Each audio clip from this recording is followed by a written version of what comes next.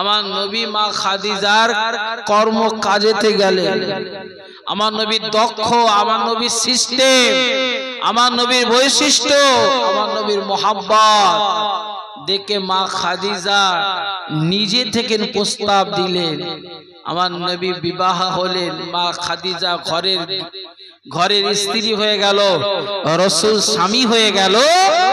ওই সময় চারিদিকে আওয়াজ হলো মোহাম্মদ লুভি বলে খাদিজার সঙ্গে বিয়ে হয়েছে। ভালো করে বোঝো, যে অ্যাঙ্গেলে আপনাকে বলছি কোনোদিন শোনেননি, অ্যাঙ্গেলটা শুনুন। মা খাদিজাতুল কুবরা কানে আওয়াজ আসছে মোহাম্মদ নবী লুভি বলে মক্কার আর কোন মেয়ে পেলনি খাদিজা। আর মক্কায় সব থেকে মহিলাদের থেকে ধনী ছিলেন আম্মাজান মা খাদিজাতুল কুবরা। এই আওয়াজ চারিদিক যখন হয়ে যায়, এখন আম্মাজান মা খাদিজাতুল কুবরা একটু রাগান্বিত হয়ে ওই কাফের গুলোকে দাওয়াত দিলেন। আবু জাহাল, আবু লাহাব, উতবা, সাইবা, মুগীরা, এমন করে মক্কার যত নবীর জানে দুশমন তাদেরকে দাওয়াত দিলেন যে আজকে খাদিজার বাড়িতে তোমাদের দুপুরে খাবার দাওয়াত। সবাই এলো। খাদিজা, আম্মাজান মা খাদিজাতুল কুবরা ডাকা মানে সবাই আসবে। কারণটা কি জানেন? আপনাদের খাদিনান ঘাটে যদি কোন একটা ধনী ব্যক্তি যদি আপনাদের কাউকে ডাকে না, কিন্তু গরিব ডাকলে ফোনও রিসিভ হবে না। ঠিক বলছি না ভুল বলছি? বিয়ে বাড়িতে দেখবেন ধনী এলে তাকে ওই বাঁধ থেকে টেনে টেনে নেবে নিয়ে আসবে, কিন্তু গরিব হলে মুছবে নেবে। লাইনে দাঁড়া, পরে বাঁচলে পাবি। মা খাদিজাতুল কুবরা রাদিয়াল্লাহু তাআলা আনহা যখন আওয়াজ দিল, সব আসলো। খাওয়া দাওয়া হলো, বেশ ভালোই খাওয়া দাওয়া। মুসলমান শুনে গেলেন, আমি আপনাদেরকে যে কথাটা বলতে চাই, আমি আপনাকে যেটা বোঝাতে চাই, নিশ্চয়ই আপনি শুনছেন। ভালো উপলব্ধি করুন, মন ঠান্ডা করে উপলব্ধি করুন। আল্লাহ নবীদের দুনিয়া বাদশাহ জনাবে মুহাম্মদুর রাসূলুল্লাহ সাল্লাল্লাহু আলাইহি ওয়াসাল্লাম আম্মা জান মা খাদিজাতুল কুবরা ঘরে হাজির অবস্থায় মা খাদিজা আমার নবী জানে দুশমনদেরকে দাওয়াত দিলেন, খাওয়ালেন। আমার নবীকে দেখে বলতো মুহাম্মদ বড় লোভী, এই জন্য খাদিজাকে বিয়ে করেছে। মুহাম্মদ টাকা পয়সা সোনা গয়না দিকে বড় লোভী, তুমি জায়গার উপরে বড় লোভী। না, আমার নবী কোন লোভী ছিল না বাবা।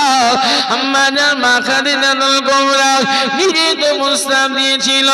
এই পিরিয়ডে কম্পিউটার ছিল না বাবা, এই পিরিয়ডে ক্যালকুলেটর ছিল না বাবা, নেট যুগ ছিল না বাবা। সেই পিরিয়ডে আমার নবী আম্মা জান মা খাদিজাতুল কুবরা বড় বড় ব্যবসা বাণিজ্য নিজে মহাজনে নিজে নবী আমার একাই লাভবান দেখাতেন। এই পিরিয়ডে আমার নবীর মুজিজা দেখে আম্মা জান মা খাদিজাতুল কুবরা ভেবে নিল, আমি লাস্ট পিছনের বয়সে যদি আমি নবী মুহাম্মাদের কাছে যদি এই প্রস্তাবটা দিতে পারি। আম্মা জান মা খাদিজাতুল কুবরা, ও খাদিজা ঘাটের মানুষেরা লক্ষ্য করে শুনুন, মা খাদিজাতুল কুবরা যেদিন আমার নবীকে বিবাহ করলেন, যেদিন আমার নবীর সঙ্গে মা খাদিজা বিয়ে হয়ে গেল, সেই দিন থেকে আমার নবীকে কখনো মা খাদিজা স্বামী বলে ডাকতেন না। আমার নবীকে যতবার ডেকেছেন ইয়া রাসূলুল্লাহ, ইয়া হাবিবাল্লাহ। আমার নবীকে এতই মহব্বত করতে কারণ আমি বাকি জীবনটা আমি আমার নবীর খিদমতে কাটাতে চাই। এই জন্য আম্মা জান মা খাদিজাতুল কুবরা বলল, ও মক্কাবাসীরা তোমরা শুনে রেখে দাও, তোমরা জেনে রেখে দাও, তোমরা তো আমার নবীকে বলেছ লোভী মুহাম্মদ, সোনা গহনা জমি জায়গার উপরে লোভী। না রে, তোমরা শুনে নাও, ইনি হলেন আমার স্বামী, আমি হলাম ওনার স্ত্রী, উনি আমার দাম্পত্য জীবনে, আমি ওনার দাম্পত্য জীবনে। বাবা তোমরা শুনে রেখে দাও, তোমরা তো কাবা চাতোয়ারে বসে বসে আমার নবীর নামে নিন্দা গাও, তোমরা আলোচনা করো, তোমরা আজ থেকে শুনে নাও, আমি খাদিজা আমার যত জমি জায়গা আছে, আমার যত টাকা পয়সা আছে, আমার যত সোনা গহনা আছে, আমার যত সম্পদ আছে, আমি তোমাদের সম্মুখে, ও মুনাফিক গুরু শুনে নাও, তোমাদের সম্মুখে আমি এক কথা, আমি আমার নবীর কদমে লুটিয়ে দিলাম, আমার নবীকে আমি খাদিজা আমার তরফ থেকে দান করে দিলাম। যদি হবে না সুবহানাল্লাহ। আজকের দিন থেকে তোমরা খাদিজাকে গরিব বলবে, মুস্তাফা নবীকে ধনী বলবে। জোরে হবে না, আরো জোরে হবে না। আজ থেকে তোমরা ভাবো খাদিজার কিচ্ছু নাই, মক্কায় সবথেকে ধনী হলো আমার নবী। আমার নবীকে ধনী বানালো কে? আমার আল্লাহ। আবার সেই নবীকে আমার আল্লাহ ছাগল বকরির দড়িও ধরিয়েছিল নাকি গো বাবা? জি, আপনাদের মসজিদের ইমাম সাহেব যদি আপনার ছেলেকে বকরির দড়ি ধরায়, খবর খারাপ আছে। কথা বুঝতে পেরেছো? ভুল বোঝো না বাবা, দড়ি ধরালে অসুবিধা আছে। আমার ছেলে মেয়ে স্করপিও চাপে, এসি টু এসি ব্যবহার করে, আমার ছেলেদেরকে কাজ বলেছে মসজিদের ইমাম, পাড়ার লোক, চলবে না। কথা বুঝতে পেরেছো? আর আল্লাহর নবীকে আমার আল্লাহ কি করলেন? দম্মা মেষ বকরি চড়ালেন। যে হাত চড়ানো ছিল সেই হাত মক্কার সব থেকে ধনী হয়ে গেল। জোরে হবে না সুবহানাল্লাহ। আমার নবী এই দু হাত ভরে যখন নিয়ে বললে খাদিজাকে, বলে খাদিজা এই জিনিসগুলো কার? বলছি ইয়া রাসূলুল্লাহ আপনাকে দিয়ে দিয়েছি। বলে সত্যি বলছো? বলছে হ্যাঁ ইয়া রাসূলুল্লাহ, আমার আব্বা মা আপনার কদমে কুরবান হোক। ইয়া রাসূলুল্লাহ আমি আমার জানের থেকে আপনাকে বড় প্যার করি। জোরে হবে না, আরো জোরসে হবে না? ভাই সেই খাদিজা আর আমার বাড়ির খাদিজা এক হবে? যে আপনি এই ওয়াজ শুনে বাড়িতে যে বলবেন আমি হুজুরটা খুব চেল্লাচ্ছিল, আমি একটু তকবির দিয়েছি, আমার গলাটা খুসখুস করছে, একটু চা করে দে না। তোমার খাদিজা কি বলবে জানে? ওই গ্যাস আর ওই চিনি আর ওই পানি যত পারো তত তৈরি করার, বসে বসে খাও। আর মা খাদিজা প্রত্যেক দিন আমার নবীর আগমনের জন্য দরওয়াজার কাছে দাঁড়িয়ে থাকতো। জোরে হবে না সুবহানাল্লাহ। আমার নবীকে এসে কখন বলবে খাদিজা, আমি সঙ্গে সঙ্গে দরওয়াজাটা খুলে আমার নবীর খেদমতে হাজির হয়ে যাব। জোরে হবে না সুবহানাল্লাহ। ভাই আমার দোস্ত, আমার বিশ্ব নবী লক্ষ্য করে বলে খাদিজা সব আমার তো? বলছে হ্যাঁ। আমার নবী তখন বলল, এই দু হাত ভরে নবী আমার দান করা শুরু করলো। আর নবী দু হাত ভরে মক্কার মানুষদেরকে নবী আমার সহযোগিতা করলো, দান করলো। দান করে দিয়ে যেই নবী যেই চাটায় শুয়েছিল আবার সেই চাটায় শুয়ে পড়লেন। নবী আমার ওখান থেকে চললেন কোথায়? জাবালে নূর পাহাড়ে। ভাই যেসব হাজীগণ যদি কোনো হজ পাকে যে থাকে, জাবালে নূর পাহাড়ে যদি ওঠেন, গারে হীরা, ওই হীরা পাহাড় থেকে আমার নবী যেই জায়গায় বসে আল্লাহর ইবাদতে মশগুল হতো, ওই জায়গায় বসলে পুরো সচক্ষে সরাসরি কাবাকে দেখতে পাবেন। একটু মন খুলে বলবেন না সুবহানাল্লাহ। ওই জায়গায় সরাসরি কাবা মানে কার ঘর? আল্লাহর ঘর। আর নবী ঠিক ওই জায়গাটায় বসে, কেন আমি মুখস্থ বলছি না, আমি প্র্যাকটিক্যালি দুই রাকাত ওখানে নামাজ পড়েছি, আল্লাহ পড়িয়েছে।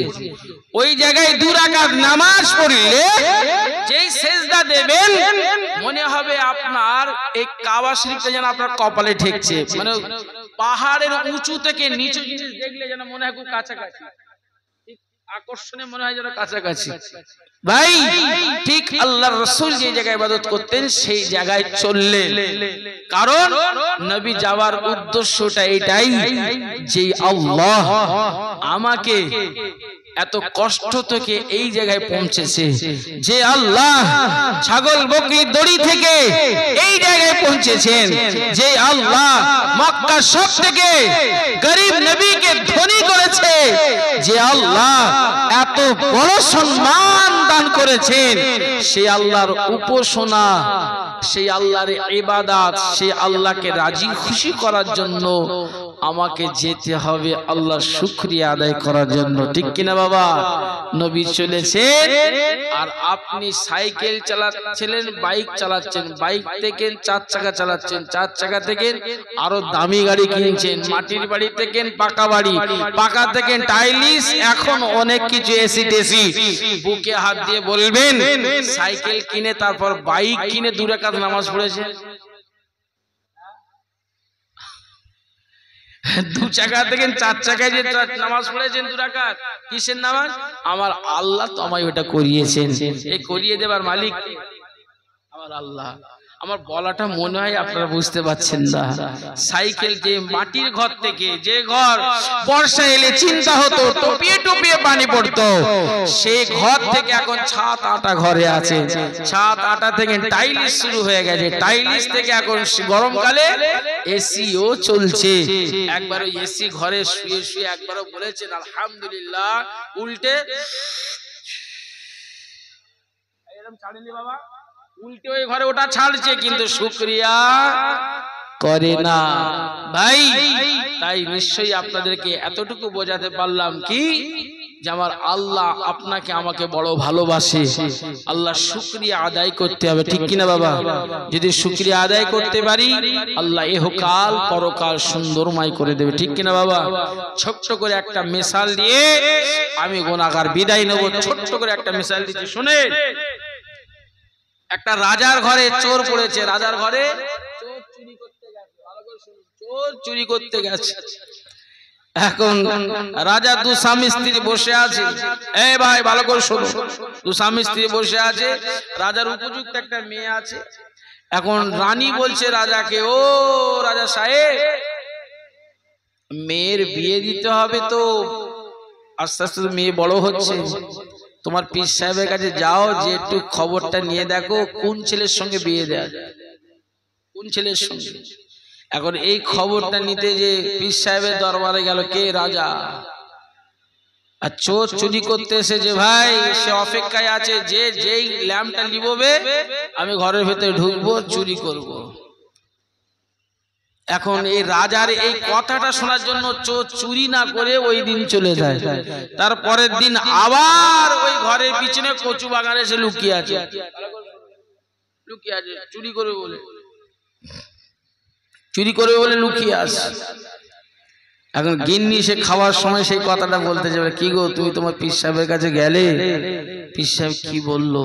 বলছে পীর সাহেব তো বলেছে।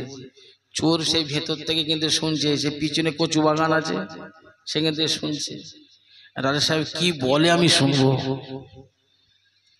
এখন রাজা সাহেব খেতে খেতে বলছে, রানীকে লক্ষ্য করে বিবিকে বলছে, বিবি আমার পীর সাহেব আমাকে বলে দিল যেই ছেলে মসজিদে আগে যাবে আর সবার লাস্টে বার হবে, এরকম ভাবে যেটা 1 সপ্তাহ যাকে দেখবে সেই ছেলের সঙ্গে আমার মেয়ের বিয়ে আমার পীর সাহেব দিতে বলে। এখন এই চোর ভাবলো যদি আমি চুরি করি রাজার ঘর থেকে 1 বছর 2 বছর বসে খাবো, 5 বছর, কিন্তু যদি আমি 1 সপ্তাহ যদি মসজিদে আগে যাই আর লাস্টে বার হয়, রাজার কথা বলে, রাজার মেয়েকে বিয়ে করে জামাই, আর রাজার একটাই মেয়ে, ওই রাজার সিংহাসনে বসবো, পরবর্তীকালে আমি রাজা হব। তাহলে আমার চুরি মেরে হাত বন্ধ করে কোনো লাভ নেই, 1 সপ্তাহ কষ্ট করি আমি। কারণ ওই দিন চুরি না করে ও চললো মসজিদে। ভাই টুপিও একটা ব্যবস্থা করেছে, পাঞ্জাবি একটা নিয়েছে, চোর তো। এখন টুপি পাঞ্জাবি নিয়ে মসজিদে ঢুকেছে, 1 দিন 2 দিন যায়। আপনি বলুন তো, খুব ডিপলি ভাবে বুঝবেন, আমি লাস্টের দিকে একটু আপনার সাথে কথা বলছি, ডিপলি ভাবে বুঝুন। পৃথিবীতে বাদাম কাকার গান উঠেছিল জানেন তো? হ্যাঁ, ও আর কেউ গায়ে আর কেউ বলছে? বলে না। কত রকম লালে লাপ্পা সব গান উঠেছে। এক সপ্তাহ 10 দিন 1 মাস, আর যুবক ছেলেদের তো মোবাইলে ওটা এসেই যাবে, রিংটোন ওটাই হচ্ছে। তা যাই হোক, এমন ভাবে বহু গায়ক তারা চলে গেছে গান গে গে গে গে, কিন্তু আপনার মসজিদের যিনি পেশ ইমাম দিনে 3 ওয়াক্ত উচ্চ স্বরে পবিত্র কোরআন সূরা ফাতিহা পড়ে না পড়ে না? আজও পর্যন্ত কেউ বলতে পেরেছে ধর ভাই একই জিনিস বারবার বলছেন কেন? আর আপনি দেখবেন এখন যদি বাদাম কাকার গান কোন স্টেজে দিতে হয়, সবাই আকর্ষণ দিয়ে শুনবে বলে মনে হয়, শুনবে, কারণ ওটা ছ্যাঁচা হয়ে গেছে। তাহলে পবিত্র কোরআন, পৃথিবী কোরআন আসা থেকে নিয়ে ইহা তক কে কিয়ামত পর্যন্ত আল কোরআনে সূরা ফাতিহা পড়া হবে, বিন্দু মাত্র কারোর কষ্ট হবে না। যত শুনবে ততই মধু লাগবে, যত শুনবে ততই ভালো লাগবে। ভাই ওই চোরটা 3 দিনের মাথায় তার ব্রেনে অস হয় শুরু হয়ে গেল কি আল্লাহর কোরআন, কত সুন্দর বাণী। আস্তে আস্তে ওই 4 দিনের মাথায় ওই চোর ইমাম সাহেবকে বলছে, হুজুর আপনি কত সুন্দর নামাজ পড়াচ্ছেন, আমাকে একটু নামাজের পদ্ধতিটা শেখান না। ইমাম সাহেব তাকে দিলেন, তার পিছনে একটু সময় দিলেন, তালিম দিলেন, দিয়ে আস্তে আস্তে এমন করে যেতে 5 দিন যায়, 6 দিন যায়, যেতে যেতে যেতে যেতে বেশ কিছুটা নামাজের আয়ত্তই ব্যক্তিটা ওই চোর নিয়ে চলে আসে। গল্পটা ঠিক এরকম ভাবে শুনুন, এবারে আমি সাইলটা আপনাকে দিচ্ছি, দেখুন। মুসলমান শুনে গেনা দেখে না, ও নবী মাগের উম্মাত উম্মতিনা, ছেলেরা বাচ্চারা জওয়ানেরা, কিন্তু রাজা সাহেব মসজিদে যায়, লক্ষ্য করে ওই ছেলেটায় বারংবার পড়ে। ওই চোর যে মসজিদে আগে যায়, লাস্টে বার হয়, ওই একটাই ছেলে সর্বপ্রথম মসজিদে আগে যায়, লাস্টে বার হয়। এই ছেলেটা তো দোষ, আমি রাজার মেয়েকে বিয়ে করব, রাজা সম্পত্তিটা আমার হয়ে যাবে। না না না না, 3 দিনের মাথায় 4 দিনে যে বললো, ওই ছেলেটার ভিতরে একটু আলাদা তৈরি হয়ে গেল।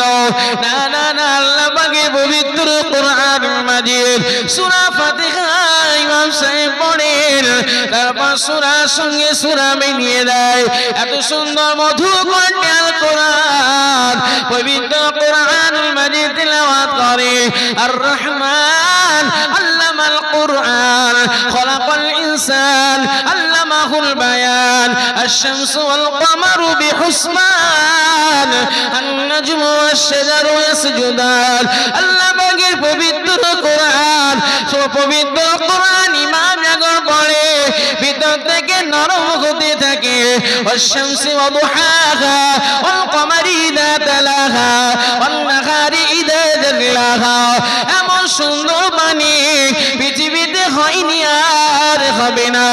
এই পবিত্র কোরআন শুনতে শুনতে ওর ভিতরে একটা মোহাব্বত তৈরি হয়ে গেল। 5 দিনের মাথায় নামাজের কিন্তু হুকুম আগাম শিখে গেল। 6 দিনের মাথায় আস্তে আস্তে পরিবর্তন হয়ে গেল। 7 দিন পার হয়ে গেল, মসজিদে আগে ঢুকে লাস্টে পার হবে ওই ছেলেটা। কোন ছেলেটা গো বাবা? রাতের অন্ধকারে যে রাজার বাড়ির পিছনে কচু গাছের ডালে লুকিয়েছিল, ওই ছেলেটা নাম হয়ে গেল চোর বলে খ্যাত। ওই ছেলেটা দেখো পবিত্র কোরআন শুনে নামাজের মজা পেয়ে গিয়ে এই সময় যে না মসজিদ থেকে বার হয়, এই সময় রাজা সাহেব কাঁধে হাত দিয়ে বলেছিল, বাবা তুমি তৈরি হয়ে যাও, আমার মেয়ের সঙ্গে তোমার বিয়ে হবে। ওই সময় ওই যুবক বলেছিল, জাহাপানা হুজুর, রাজা সাহেবকে লক্ষ্য করে বলেছিল, আপনার প্রস্তাব আপনি ফিরিয়ে নেন, আমি পারলাম না আপনার মেয়েকে বিয়ে করতে। এই সময় রাজা বলেছিল, কেন বাবা তুমি আমার মেয়েকে কেন বিয়ে করবে না? কারণ আমার বাড়ির সঙ্গে কত চিঠি, কত ফটো, কত লেটার পড়ে আছে আমার মেয়েকে বিয়ে করার জন্য। কতই না আমার বাড়ি বাড়ির সম্মুখে কতই না চিঠি কাগজ পড়ে আছে, আর আমি তোমাকে নিজে অফার দিলাম আমার মেয়েকে বিয়ে করে নাও। এই সময় বলেছিল রাজা সাহেব, ওই দিন রাত্রে আপনার বিবির সঙ্গে যে কথা বলেছিলেন পৃথিবীর কেউ শুনে না। আমি আপনার বাড়ির বাইরে কচু বাগানে দাঁড়িয়ে দাঁড়িয়ে শুনেছিলাম মসজিদে যদি এক সপ্তাহ যে আগে যাবে লাস্টে বার হবে তার সঙ্গে রাজা মেয়ের বিয়ে হবে। এই জন্য আমি আপনার বাড়িতে চোর ছিলাম, কিন্তু আপনার বাড়িতে চুরি করলাম না। মসজিদে গিয়ে যদি এক সপ্তাহ নামাজ আমি আদায় করি নিশ্চয়ই রাজা সাহেবের চোখে আমি তো জামাই হয়ে যাব। কিন্তু না না রাজা সাহেব, আমি পারলাম না আপনার মেয়েকে বিয়ে করতে। আমি মসজিদে যাইনি, কিন্তু যাওয়ার পর আল্লাহ পাকের পবিত্র কোরআন আমার এত ভালো লেগে গেছে। মসজিদের ভিতরে গিয়ে এত সুন্দর আদব কায়দা, ইসলামের ভিতরে এত সুন্দর কায়দা কানুন, এইগুলো আমি শিখে গিয়ে এইগুলো আমি আদায় করে আমার দিলটা যেন ঠান্ডা হয়ে গিয়েছে। আর আমি নিজের ব্রেনকে প্রশ্ন করলাম, যদি এক সপ্তাহ যদি কষ্ট করে যদি রাজার মেয়েকে যদি পাওয়া যায়, আমি যদি আমার আল্লাহর হুকুমকে মেনে মৌত পর্যন্ত যদি মেনে নিই, আমার আল্লাহ তো এরম রাজার থেকে কোটি কোটি গুণ সম্পদ আল্লাহ তো দয়ার জান্নাত রেখেছে। আর যদি এই মেয়েকে বিয়ে যদি করতে হয়, আমার আল্লাহ তো আমার একটা নয় দুটো নয় 70টা হুর গেলে মান আমার জন্য রাখা আছে। ও রাজা সাহেব, আপনার এই কথা আমি রাখতে পারলাম না। ভাই, মসজিদে গিয়ে চোর পরিবর্তন হয়েছে, আর আমরা মসজিদে গিয়ে আরো চুরি করা শুরু করেছি, ঠিক কিনা বাবা? তাহলে মসজিদে যে আমাদেরকে তৈরি হতে হবে। আর আমরা মসজিদে যে কে জুতো চুরি করছে, কে মোবাইল চুরি করছে, কে টাকা চুরি করছে, ইত্যাদি ইত্যাদি অনেক কিছু। তাই চলো, আল্লাহ চাইলে অন্য সময় আবার হবে, এখন সময় শেষ।